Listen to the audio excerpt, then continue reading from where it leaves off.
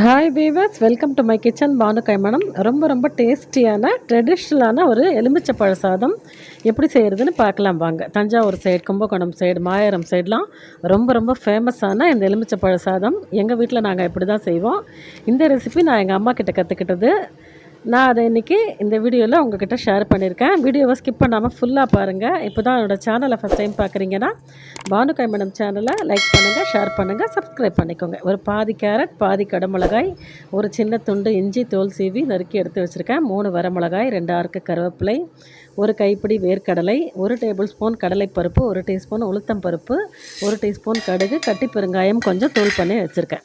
அடுப்பில் இண்டாலியம் கடாய் வச்சு ஒரு குழிக்கரண்டி எண்ணெய், நீங்கள் பார்த்த தாளிப்பு சாமான்கள் எல்லாம் சேர்த்துட்டேன். எல்லாருமே எலுமிச்சப்பழ சாதம் தானே பண்ணுறோம், என்ன புதுசாக சொல்ல போகிறீங்க அப்படின்னு தானே கேட்குறீங்க. வீடியோவை ஸ்கிப் பண்ணாமல் ஃபுல்லாக பாருங்கள். இதே மாதிரி நீங்கள் செஞ்சு பாருங்கள். லஞ்ச் பாக்ஸுக்கு பேக் பண்ணி கொடுத்து பாருங்களேன். இதே சாதத்தை அடிக்கடி செய்ய சொல்லி அடம் பிடிப்பாங்க பசங்க. அந்த அளவுக்கு ரொம்ப சூப்பராக இருக்கும்.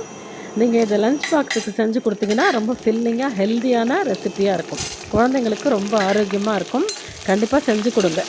இப்போ தாளிப்பு சாமான்களோட நீங்கள் பார்த்த ஒரு கைப்பிடி வறுத்த வேர்க்கடலை, இது உப்பு இருந்த வேர்க்கடலையாக இருந்தாலும் சரி, உப்பு இல்லாத கடலையாக இருந்தாலும் சரி நீங்கள் எடுத்துக்கோங்க. ஆனால் மேல் தோல் இருக்குது பாருங்கள், சிகப்பு கலர் தோல், அதை உரித்து எடுக்காதீங்க, அப்படியே சேர்த்துக்கோங்க. அப்போ தான் உங்கள் எலுமிச்சப்பழ சாதம் பார்க்குறதுக்கே ரொம்ப அட்ராக்டிவாக பியூட்டிஃபுல்லாக இருக்கும். காய்கறிகளோட கலர், இந்த வேர்க்கடலையோட கலர் எல்லாமே பிரமாதமாக இருக்கும். இப்போ தான் நீங்கள் ரொம்ப ரொம்ப கவனிக்க வேண்டிய இடம் இந்த இடம் தான். தாளிப்பு சாமான்களை நல்லா பொன்னிறமாக ஆன பிறகு தட்டில் எடுத்து வச்சுருங்க. இப்போ எண்ணெய் மட்டும்தான் கடாயில் இருக்குது பாருங்கள். இப்போ நீங்கள் பார்த்த பாதி குடமிளகாய், பாதி கேரட்டு, ஒரு சின்ன துண்டு இஞ்சி எல்லாமே குட்டி குட்டியாக டைமண்ட் கல்கண்டு மாதிரி நறுக்கி வச்சுருக்கேன். நீங்களும் இதே மாதிரி நல்லா ஃபைனாக சாப் பண்ணுங்கள். அப்போ உங்கள் சாதம் மிக்ஸ் பண்ணும்போது பார்க்கவே இந்த லெமன் சாதம், இந்த எலுமிச்சப்பழ சாதம் அவ்வளோ பியூட்டிஃபுல்லாக இருக்கும். அந்த எண்ணெயிலே இந்த காய்கறிகளை சேர்த்து ஒரு அரை சிட்டிகை மஞ்சப்பொடி சேர்த்து நல்லா வதக்கி கொடுங்க. வீடியோவை ஸ்கிப் பண்ணாமல் பாருங்கள். இந்த தாளிப்பு சாமான்களை நான் எந்த இடத்துல சேர்க்குறேன் அப்படின்னு கவனித்து பாருங்கள். இதே மெத்தடில் நீங்கள் செஞ்சு பாருங்களேன். அப்புறம் அடிக்கடி செய்வீங்க உங்கள் வீட்டில் இந்த சாதத்தை. இப்போ இந்த காய்கறிக்கு மட்டும் தேவையான ஒரு சிட்டிகை உப்பு. காய்கறி சீக்கிரமாக வதங்கி வரும். இந்த காயிலையும் கொஞ்சம் உப்பு பிடிக்கும். அதுக்காக ஒரு சிட்டிகை தூள் உப்பு ஒரு 2-3 தடவை நீங்கள் வதக்கி கொடுத்தாலே காய்கறி சுலபமாக வதங்கி வந்துடும். அதுக்காக தான் இந்த இடத்துல ஒரு சிட்டிகை உப்பு சேர்த்து வதக்கிக்கோங்க அப்படின்னு சொல்கிறேன். இது நல்லா வதங்கினோன்னா அடுப்பை ஆஃப் பண்ணிவிடுங்க. சாதம் நீங்கள் சாப்பிட்ற சாப்பாடு அரிசி எந்த அரிசியாக இருந்தாலும் அதை நீங்கள் வடித்து ஆற வச்சுருங்க. இந்த மாதிரி மேலாப்பில் பச்சையாக நல்லெண்ணெய் விட்டு ஃபேன் காற்றுல இந்த மாதிரி உதிராக ஆற வச்சு எடுத்து வச்சுக்கோங்க. ஆறின பிறகு நம்ம வதக்கி வச்சுருக்கிற இந்த காய்கறியோட நீங்கள் ஆற வச்சுருக்கிற சாதத்தை கொஞ்சம் கொஞ்சமாக சேருங்க. கொஞ்சம் கொஞ்சமாக சேர்த்து தோசை திருப்பியால் பொறுமையாக ஒன்று போல் நல்லா மிக்ஸ் பண்ணி கொடுங்க. இப்போ இந்த எலுமிச்சப்பழ சாதத்துக்கு தேவையான தூள் உப்பு, இப்போ எல்லா சாதத்துக்கும் தேவையான உப்பு மொத்தமாக சேர்த்துட்டேன். இந்த காய்கறியை இந்த சாதத்து கூட நல்லா மிக்ஸ் பண்ணி கொடுங்க. இது லஞ்ச் பாக்ஸுக்கு நீங்கள் பேக் பண்ணிங்க அப்படின்னா பசங்களுக்கு ரொம்ப ஃபில்லிங்காக இருக்கும். அதோட காய்கறிகளே சாப்பிடாத பசங்க இருக்காங்க பாருங்கள், அவங்களுக்கெல்லாம் ரொம்ப ஹெல்ப்ஃபுல்லாக இருக்கும் நீங்கள் இந்த மாதிரி செஞ்சு கொடுத்தா. ஒரு முழு எலுமிச்சப்பழம் சாறு எடுத்து இந்த இடத்துல நான் சேர்த்துட்டேன். இப்போ தாளிப்பு சாமான்களை இப்போ தான் சேர்க்குறேன் பாருங்கள். சாதம் நல்லா ஆறி இருக்கணும். தாளிப்பு சாமான்களை இந்த எலுமிச்சப்பழ சாதத்தில் நான் இந்த இடத்துல தான் சேர்க்குறேன். இதே மாதிரி நீங்களும் செய்யுங்க. ஒரு இடம் கூட மிஸ் பண்ணிடாதீங்க. இதே மாதிரி செஞ்சு பாருங்கள். அப்புறம் அடிக்கடி செய்வீங்க. இந்த தாளிப்பு சாமான்களை சேர்த்து ஒன்று போல் நல்லா கலந்து கொடுங்க. இது 2 மணி நேரம், 3 மணி நேரம், 4 மணி நேரம்னு எவ்வளோ ஊறினாலும் மேலே நீங்கள் தாளிப்பு சேர்க்கறதுனால வேர்க்கடலை, கடலைப்பருப்பு எல்லாம் ஸ்க்ரன்ச்சியாக வாயில் கடிப்படும். சாப்பிடும்போது அவ்வளோ டேஸ்ட்டாக இருக்கும், அவ்வளோ பிரமாதமாக இருக்கும். பாருங்கள் எவ்வளோ கலர்ஃபுல்லாக, அட்ராக்டிவாக, எவ்வளோ பியூட்டிஃபுல்லாக இருக்குது பாருங்கள் நம்ம எலுமிச்சப்பழம் சாதம். இதே மாதிரி நீங்களும் செஞ்சு பாருங்கள். மறக்காமல் உங்கள் ஃபீட்பேக்கை எனக்கு கமெண்ட்டில் சொல்லுங்கள். இப்போ அடுத்தது ஒரு உருளைக்கிழங்கு காரக்கறி 3/4 பங்கு வேக வச்சு வடிகட்டு எடுத்து வச்சுருக்கேன். உடைச்சாக்கா கொஞ்சம் அழுத்தி உடைச்சிங்கன்னா உடையும். 3/4 பங்கு குக் பண்ணியிருக்கேன். 2 ஆறுக்கு கருவேப்பிலை எடுத்து வச்சுருக்கேன் வாஷ் பண்ணி மேலே.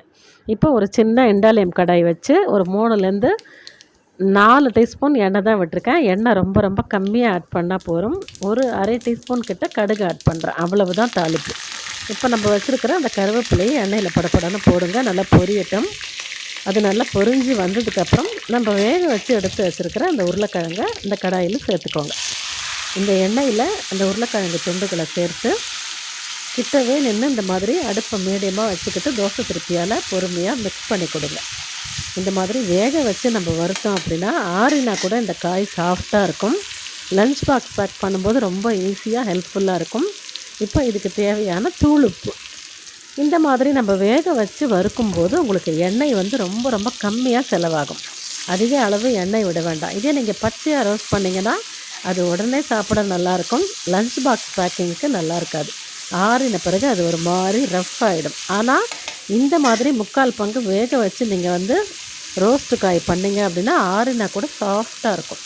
இப்போ இதுக்கு தேவையான வரமிளகாய் பொடி, நல்ல காரம் இருக்கிற வரமிளகாய் பொடி 1/2 டீஸ்பூன் கிட்ட சேர்க்குறேன். இது ரொம்ப காரமாக இருக்கும். உங்களுக்கு காரம் நீங்கள் கூட்டி குறைச்சி பார்த்து ஆட் பண்ணிக்கோங்க. எல்லாத்தையும் சேர்த்து 5லேருந்து 8 நிமிஷம் கிட்டவே நின்று மீடியமான அடுப்பானல வச்சுக்கிட்டு தோசை திருப்பி வச்சு நல்லா சுரண்டி எடுத்து விட்டு நல்லா வறுத்து விடுங்க.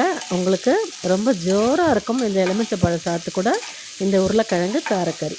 கண்டிப்பாக நீங்களும் செஞ்சு பாருங்கள். மறக்காமல் உங்கள் ஃபீட்பேக்கை எனக்கு கமெண்ட் செக்ஷனில் சொல்லுங்கள். இந்த எலுமிச்சை சாதத்துக்கு இந்த மாதிரி ஒரு காரக்கறி ரொம்ப ரொம்ப கலக்கலாக இருக்கும். இதுக்கு தேவையான பெருங்காய பவுடர் நல்ல வாசமாக இருக்கும். கண்டிப்பாக ஆட் பண்ணி வறுத்து விடுங்க. பெருங்காய பவுடர் ஆட் பண்ண பிறகு நீங்கள் அடுப்பை ஆஃப் பண்ணிவிடுங்க. கரெக்டாக இருக்கும். ஓகே வியூவர்ஸ், இந்த வீடியோ பிடிச்சிருந்தது அப்படின்னா நம்ம பானுகை மேடம் சேனலை லைக் பண்ணுங்கள். வீடியோவை உங்கள் நண்பர்கள் மற்றும் உறவினரோட ஷேர் பண்ணுங்கள். மறக்காமல் சேனலுக்கு சப்ஸ்கிரைப் பண்ணி சப்போர்ட் பண்ணுங்கள். தேங்க்ஸ் ஃபார் வாட்சிங்.